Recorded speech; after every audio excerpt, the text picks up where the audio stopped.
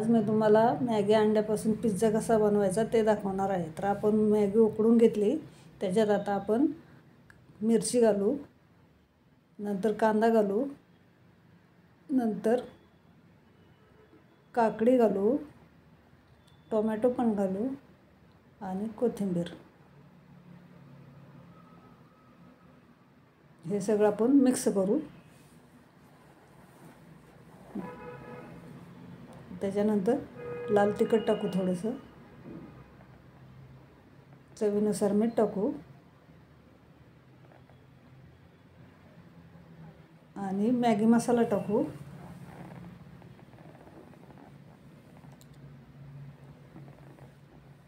आणि नंतर ते सगळे मिक्स करू आपण। हे आता चांगलं मिक्स करू आपण।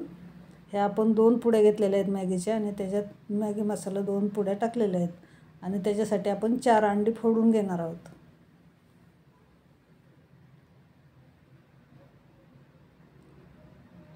आणि ती 4 अंडी आपण मिक्स करणार आहोत।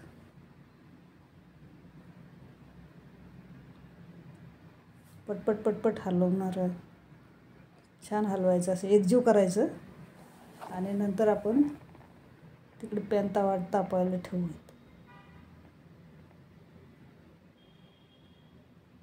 हे झालं आपलं चांगलं एकजीव। ही प्रोसेस पटपट करायची। आणि इथं पॅन तापायला ठेवले आपण, त्याच्यात थोडंसं तेल टाकले आणि थोडंसं बटर पण टाकणार आहोत। आता तेल बटर आपलं चांगलं मिक्स झालेलं आहे।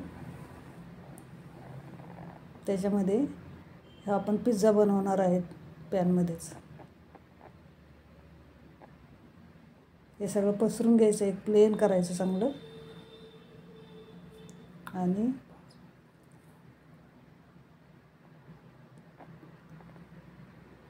हे बघा, असं छान प्लेन करायचं। त्याच्यानंतर थोडंसं चीज खिसायचं वरतून।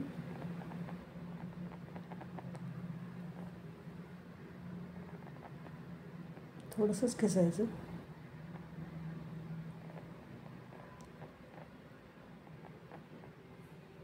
बस, थोडी चिली फ्लेक्स टाकायची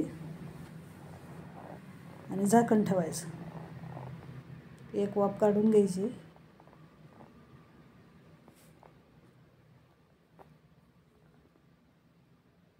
छान सगळीकडून भाजलं पाहिजे असं।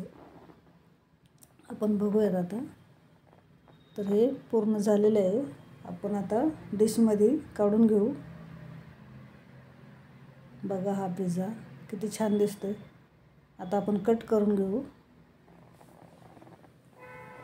आधी त्याच्यावर थोडंसं टोमॅटो डेकोरेशनला टाकू आणि कोथिंबीर। आता कट करून घेऊ।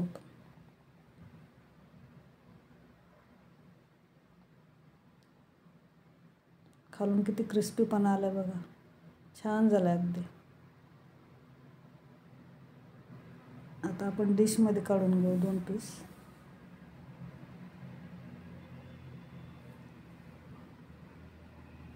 बघा किती छान दिसते, एकदम क्रिस्पी खालून आणि वर सॉफ्ट झालेलं आहे। आणि खायला तर खूप टेस्टी लागतं। लहान मुलांसाठी तर खूप छान वाटतं। बघा आमची डिश।